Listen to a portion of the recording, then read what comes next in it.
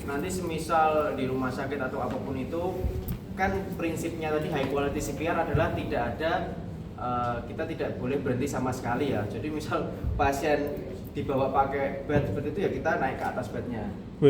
Kita naik ke atas bednya kayak gini sambil jalan terus melakukan high quality CPR. Tapi karena ini tergantung skenarionya. Karena ini skenarionya semisal di luar rumah sakit, kita bisa memposisikan diri di kanan pasien. Sesuai dengan langkah awal tadi, prinsipnya apa? Danger. DRS CAB. Oke, tapi sebelum ke DRS CAB, kita perkenalkan diri terlebih dahulu. Misal, selamat siang, nama saya Niko. Saya adalah tenaga medis yang berpengalaman menangani pasien pingsan. Izinkan saya membantu korban atau pasien. Langsung kita dangerousnya dulu, amankan kondisi. Saya sudah memastikan bahwa warga atau apa yang mengenai pasien itu untuk menjauh terlebih dahulu. Kemudian saya sudah mengamankan pasien, menempatkan pasien di posisi yang alasnya datar, keras, tidak bergelombang, tidak miring, kemudian jauh dari bangunan seperti itu. Kemudian saya juga sudah memposisikan diri di kanan pasien. D-nya sudah kan? Langsung kita yang R. R itu apa tadi? Respon. Yang pertama dari respon suara terlebih dahulu atau respon verbal. Misal ini jenis kelaminnya laki-laki ya. Berarti Pak bisa mendengar suara saya. Kalau semisal masih nggak merespon atau tidak ada respon sama sekali dari raut wajahnya dan lain sebagainya, langsung ke sentuhan. Pak bisa mendengar suara saya. Pak bisa mendengar suara saya. Kalau masih memang nggak ada respon lagi, bisa kita coba ke rasa nyeri. Seperti itu bisa ditekan bagian sternumnya. Pak bisa mendengar suara saya, atau tangannya bisa dijepit atau kakinya apapun itu. Nanti responnya bisa terlihat kok dari respon dari motoriknya. Ada 6 poin, nanti bisa kalian baca di sini. Tapi prinsipnya adalah ketika kita cek respon itu di bawah berapa detik tadi? 10 detik. Jadi bisa mungkin secepatnya di bawah 10 detik. Setelah tidak ada respon, kita sudah memastikan nih benar-benar nggak ada respon. Kita udah cek 3 respon yang berbeda ya, 3 cara respon yang berbeda. Langsung ke yang S. Apa tadi S? Shout for help. Jadi misal kita sedang bawa HP, kita bisa langsung telepon, atau misal nggak bawa HP, repot dan lain sebagainya, bisa minta tolong. Misal Mbak yang pakai baju hitam bisa teleponkan ambulans, teleponin dan minta tolong bawakan alat AED seperti itu.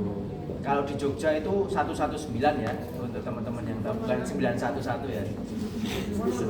119 kalau di Jogja, area Jogja. S kan sudah, shout for help sudah. Kalau misal ada tenaga medis kan bisa, tenaga medis lain kan bisa minta bantuan. Ada tenaga medis yang lain untuk memberikan bantuan kepada saya. Jadi nggak cuma 1 orang toh, bisa 2 orang. Itu bisa. Setelah S kita cek C-nya apa tadi? Circulation. Jadi kita cek apanya? Sirkulasi itu apa? Denyut nadi dan pernafasan. Denyut nadi tadi di arteri apa? Karotis. Arteri karotis sebenarnya ada di kanan dan kiri. Cuman kita karena posisinya seperti ini, kita bisa cek di yang kiri pasien. Kemudian sambil kita mendengarkan nafas pasien dari hidung. Dari hidung kemudian sambil melihat ada nggak pengembangan dinding dada. Kalau misal dia bernafas, ada pengembangan dinding dada dari inspirasi dan ekspirasi. Kenapa kok tangannya ini nggak di posisi sini, yang nggak di arteri karotis kanan? Ada yang tahu nggak? Karena nanti kecekek